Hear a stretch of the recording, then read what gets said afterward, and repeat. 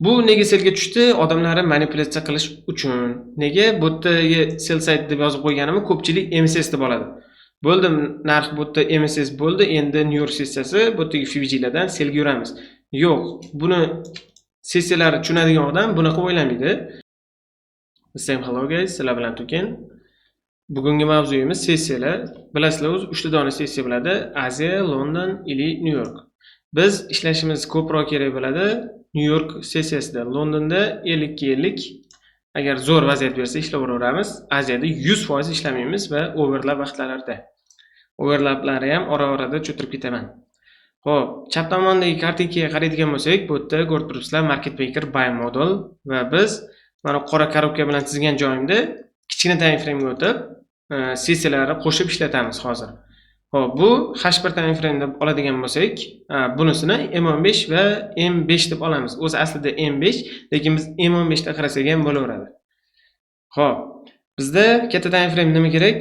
Double porch struktura yaralyapti, accumulation, tepaga manipulation qilgan va passive ham sell side'dan tozalab, PDR ga kerak bo'ladi bizga. PDR ga teggan va narx yana OC tomon chiqib ketyapti. Bu o'sha oldinga o'tgan double porch darsligimizning ko'rinishi. Va endi buni shuni yanada chuqurlashib kichkina time frame ga o'tkazsak, o'sha sessiyalarni qo'shib ishlatishimizga to'g'ri keladi va sessiyalar bizda qanaqa ko'rinishi kerak bo'ladi.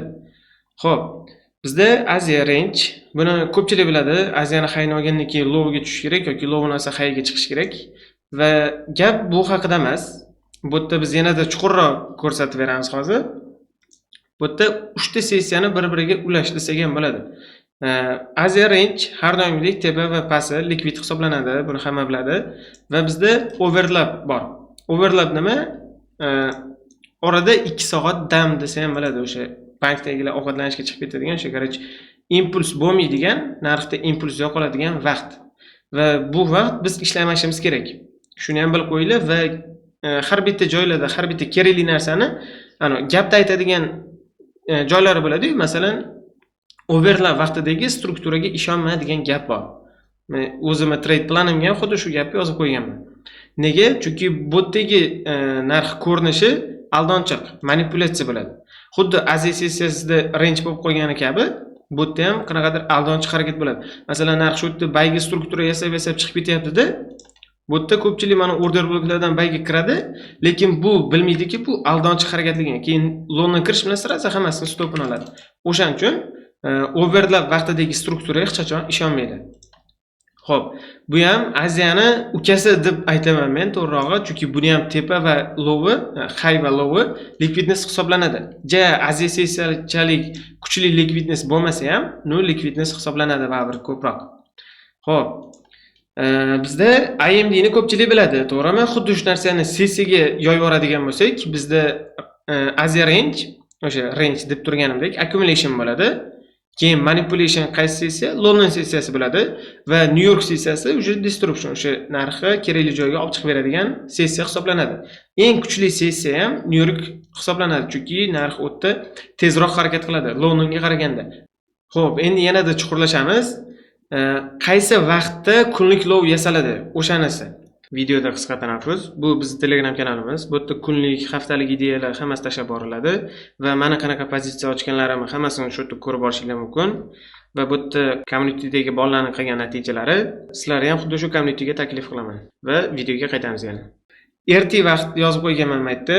Buni yoyilmasi reversal time, o'sha qayrilish vaqti, o'sha tarjima qilinsa, ayni kunlik low, masalan, klassik bayday bo'lsa range, manipulyatsiya, distortion, to'g'rimi? London kunlik low yasash kerak.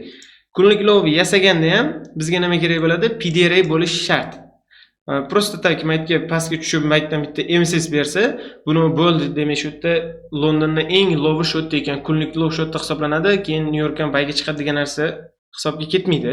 PDR bo'lish shart. PDR bizda qaysi time frame dan kelish kerak edi? H1 time frame dagi H1 FVG dan, to'g'rimi? Narx o'shanga kelganidan keyin xuddi shu erta vaqtida London sessiyasini 2 ga bo'lib olsak ham bo'ladi. Teng yarmidan va chap va o'ng tomoni, birinchi qismi va ikkinchi qismi. Narx birinchi qismida kunlik low yasab qo'ysa, bunga salpal ishonsak bo'ladi. Agar kuchli impuls bilan yana narx SMR yasab bayga chiqib ketadigan bo'lsak, bemalol ishonamiz. Agarda narx sekinroq ketayotgan bo'lsa, masalan, buni chaproqqa suradigan bo'lsak, bu yerda ertaga vaqti kirmagan, to'g'rimi? Ertaga vaqti kirmagan, lekin Aziya sessiya уже lowi olingan ili pastroqda turibdi narx. Buni kunlik low deb ololmaysizlar, chunki nima deydi? MSS yo'q, ili vaqtga ham unchalik to'g'ri kelmaydi. Bizga eng chiroyli, eng kuchli ko'rinadigan narsa ertaga vaqti, masalan, 3 dan yo'q 3 dan 4 gacha, London sessiyasida 3 dan 4 gacha bo'ladi. Hozir bu yerda chizib olganim uchun men ertaga soatga to'g'rilayman desam, to'g'ri kelmayapti, chunki bu yerda chartni qisqartirib chizib olganman. Xo'p, New York sessiyasida 7 dan 10 gacha bo'ladigan bo'lsak, buni teng yarmi 8 dan 9 gacha bo'ladi. O'rtasidagi vaqt. Xuddi shu vaqt ichida kunlik low yasalsa, narx PDR ga tegdi, PDR ga keyin MSS berdi, narx kuchli impuls bilan qaytdimi, demak bu yerda SMR hosil bo'ldi уже. Keyin xuddi shu joyi strong low deb olasizlar. London sessiyasini biz o'tkazib yuborishimiz kerak, ko'p ehtimolda, ko'pincha o'tkazib yuborganimiz o'zimizga ma'qul. Keyin overlap vaqt keladi yana. Bu tugaganidan keyin soat 5 da chiqib ketadi London sessiyasi. Keyin overlap vaqtida ishlamaymiz va nimadir bersa ishonmaymiz. Masalan, bu yerda MSS bergan. Lekin bunga ishonmaymiz, chunki bu overlap vaqtida, bu manipulyatsiya ko'p bo'ladigan vaqt. Biz New York sessiyasini kutamiz. New York sessiyasini kutganimizdan keyin bu yerda pastda liquidness hisoblanadi bu. Overlap pastidagi sell side'chalar, oddiy sell side ham o'zi aslida. Lekin overlap vaqtida bo'lgani uchun yanada kuchliroq sell side'lar ular. Keyin narx buni tozalashga tushadi. Tushgan vaqtda bizda PDR bo'lish kerak yo FIBG yoki order block bu yerda yozib qo'yganlik. Keyin xuddi shu narsa London ham o'zini low'ini yasaydi-da, keyin уже ertaga vaqtida уже narx buy side'ga qarab chiqib ketadi. New York vaqtida, New York sessiyasida boshrog'ida yasalsa ham hisob bo'laveradi. Masalan, ertaga vaqtida eng low yasalish shart emas New Yorkda. O'zi Londonda ham shart emas, prosta o'shanaqa bo'lsa bizga kuchliroq tasdiq hisoblanadi. Xuddi shu narsa. Buni ko'pchilik biladi haqiqatan. London manipulyatsiya, New York distortion. Xuddi shu narsani jicha chuqurroq varianti desak ham bo'ladi. Masalan, bu yerda overlap vaqtlari bor, o'shalarni ham qarashimiz kerak. Ili vaqtlar, ertaga vaqtida kunlik low yasalishi kerak. O'shandagina kunlik low hisoblanadi. Agar overlap vaqtida narx pastga tushib, bunday qilib pastga tushib, keyin tepaga chiqsa, bunaqa vaqt bu klassik bayda hisoblanmaydi. Ili kunlik low bo'lolmaydi bizda bu. Chunki overlap pasti ham liquidness. Keyin New York bunday kelib turib, yana pastni yechib qo'yish mumkin bu yoqda. O'shaning uchun overlapda kunlik low yasalsa, unga ishonmaymiz va o'sha boya aytganimdek struktura bersa ham unga ishonmash kerak. Vaqtlarni yodlab olinglar. 7 dan 10 gacha New York, 2 dan 5 gacha London. Orada New York va London orasida 2 soat bo'ladi. 2 soat overlap. Xuddi o'sha narsa Aziya range bilan Aziya bilan London orasida ham 2 soat overlap. Xo'p, vaqtlarni yodlab olinglar. Ili yana aytib o'tib ketishim kerak. Hamma vaqt UTS -4 bilan ko'rishinglar kerak. O'ng tomon chapga, o'ng tomonni pastga qaraydigan bo'lsak, UTS -4. Ustiga bosasizlar, ko'pchilik mana yerda +5 Ashxobodda turadi, mana o'zi. Xuddi shu O'zbekistonniki. Biz undan chiqamizda UTS -4 New Yorkka boramizda, o'shani bosib qo'yamiz. Chunki bu chart New York vaqti bilan ko'rganimiz ma'qulroq. Xo'p, endi real chartga qaraydigan bo'lsak, bu yerda har doim aytib o'tganimdek, jicha qiyinroq vaziyatlar. Ko'zga ko'rinishi o'ta ham oson bo'lmaydi, jicha vaziyatlar qiyinlashadi. Chunki bu real chart, bekorga real emas. Xo'p. Bu yerda chap tomondan boshlaydigan bo'lsak, low resistance, keyin Asia range.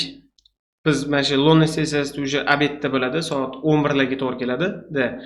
2 da boshlansa New York vaqti bilan, bu O'zbekiston vaqti bilan soat 11 ga to'g'ri keladi obedga. Biz chartga qaraymiz. Bizda nimalar bor? Asia low va Asia high. Bu ikkalasi ham liquidness. Bizda London sessiyasida chiqib Asia high'ga oldik.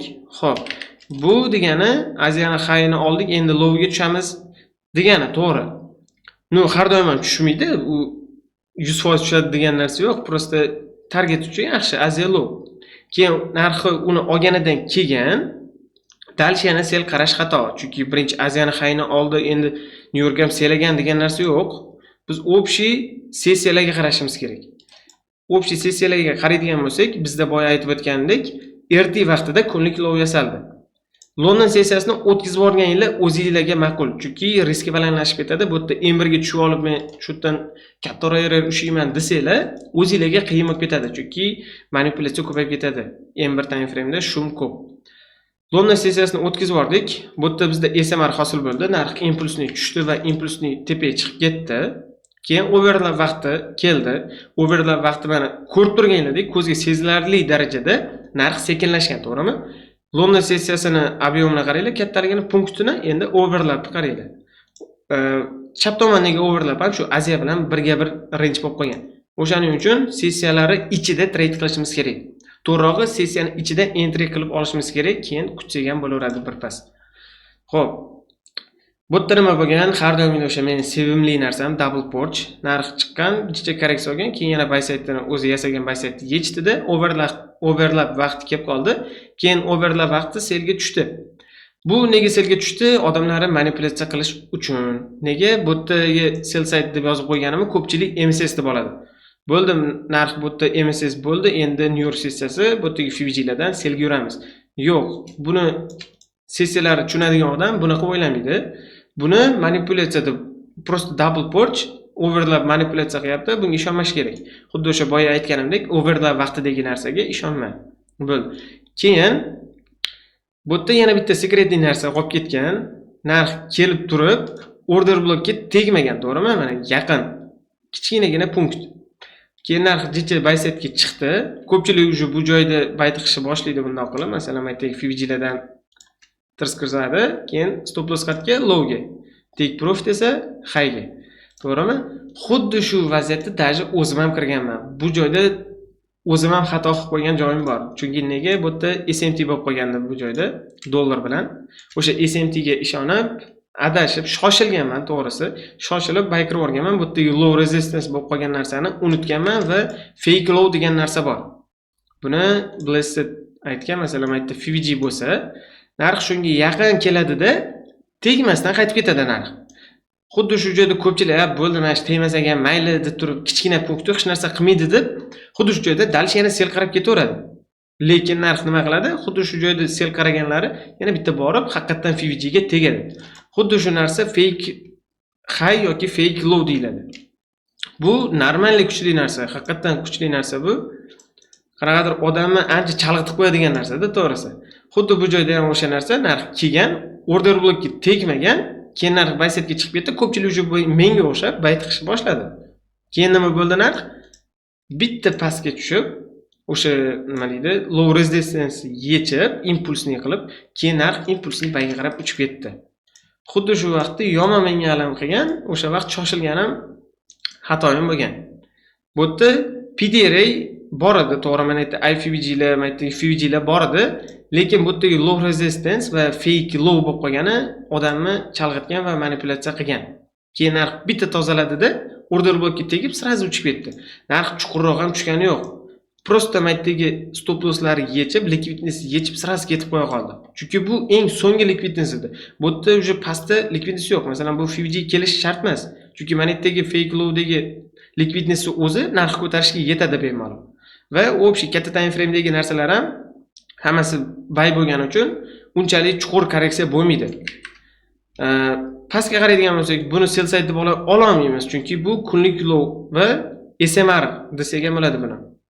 Impulsni tushib, impulsni chiqib ketgan. PDL ni yechib. Bu strong low va erta vaqtida bo'lgani uchun bu juda kuchli low hisoblanadi. Keyin narx bitta tozaladi, xuddi shu joyda xolasanglar entry qilsanglar ham bo'ladi. Entry qilish uchun bu kattalik qiladi bu time frame M15. Bu yerda M1 ga kirib olib entry qilsanglar ancha o'singlar oson bo'ladi. Bu joyda 1 ga 2 bergan ekan. 1 ga 2 olib chiqib ketsanglar bo'lardi bemalol. Yokida M1 ga tushib, yanada kattaroq yerga tushsanglar ham bo'lardi. Xo'p, sessiyalari mazmuni shu. O'sha kichkina narsalar, overlapda strukturaga ishonmash kerak va overlap kunlik low yasolmaydi. Erta vaqtida bo'lsa bu juda kuchli kunlik low hisoblanadi. Keyin katta time frame ga qo'shib ishlatish kerak buni obязательно. Keyin PDRA bo'lish shart. Masalan, kunlik low yasalyapti-yu, PDRA pastroqda tursa, unda bo'lib, boya aytdim-ku, fake low deb. Xuddi shu mana shunaqa bo'lib qolsa, narx keldida, PVG ga tegmadi, PDR ga. Keyin narx qaytib ketdi. Bo'ldi, mayli, hech narsa qilmaydi deyish xato. Mana bu yerdagi likvidnesslarni yechatdi, double purchase qilib, keyin New York sessiyasi shotga kelib qo'yishi mumkin. Chunki bilmaysizlar, sirazi ketib qoladimi yoki birpas shu yerda to'xtab, birinchi qilib keyin ketadimi? O'sha savol ham bor. O'shaning uchun PDR ga tegish shart. Tegmay qolsa, o'sha bu fake low hisoblanib, botdagi ssenariy bo'lib qoladi. Hamma botdan bayga tiqish boshlaydi, keyin narx bitta selga tushib, PDR ga tushganida, o'sha sizlar stop olib olgan bo'lasizlar. O'shaning uchun PDR bo'lish shart. Qolgan narsalar ham liquidness, keyin double purchase bu qo'shimcha narsa. Double purchase lekin ancha kerakli va kuchli narsa hisoblanadi. Va o'sha aytib o'tgandek, sessiyalar ichida entry qilishinglar kerak. Ko'rib turibsizlar, bu yerda oxirgi, masalan, sessiyani уже tugay deb qo'ygan, lekin shu joyda entry qilsanglar bo'ladi. Sessiya chiqib ketgandan keyin ham kutsanglar bo'ladi. 1-2 soat. 12 gacha, masalan, bu yerda chizib qo'yaman hozir. 12:00. Xuddi shu joygacha bemalol chidab kutsanglar bo'ladi. Agar 12:00 bo'lish bilan уже narx take profit uradimi, stop lossga yoki break evenga qaytib keladimi? Qatta bo'lishdan qat'iy nazar 12:00 bo'lgandan keyin yo'q kerak bo'ladi. Oradagi 2 soatda mayli chidab kutsanglar bo'ladi. Agar bu yerda ham narx sal-pal yurishib bo'ladi. Lekin nima bo'lsa ham entry sessiyalari ichida bo'lish kerak. Yoki London yoki New York sessiyada. Overlap vaqtida ham entry qilmanglar vobshe. Chunki bu yerda chirachur kuchli manipulyatsiyalar shu yerda bo'ladi. Masalan, bu yerda ham MSS, keyin stop. O'shaning uchun bu yerda jichcha fokusni yaxshiroq qaratishlarga to'g'ri keladi. Boshqacha sessiyalarni ishlatish ham bor, to'g'ri. Faqat bunaqa bo'lmaydi-yu, narx bunaqa har doim bunaqa yursa hamma boyib ketadi-yu deysizlar, to'g'ri. Даже bir xilga vaqt kunlik lovi erta vaqtida emas, даже Aziyani lovida ham bo'lib ketadi. London ham bay, New York ham bay chiqib ketadi, Aziyan lovi просто qolib ketadi. O'shaning uchun shunaqa vaziyat bo'lsa, ishlashinglar yaxshiroq degan video beryapti bu yerda. Ayni shunaqa vaziyatni kutib yashaylar demayapman. Просто shunaqa vaziyat bo'lsa, bu ancha kuchli ssenariy hisoblanadi. Keyingi videolarni ko'rib sizlar, agar ularda ham bir ikkita tushuntirib ketadigan narsalarim bo'ladi baribir. Chunki boshqacha sessiyalarni ishlatish vaqti ham bor. Vaqt emas, boshqacha ssenariy.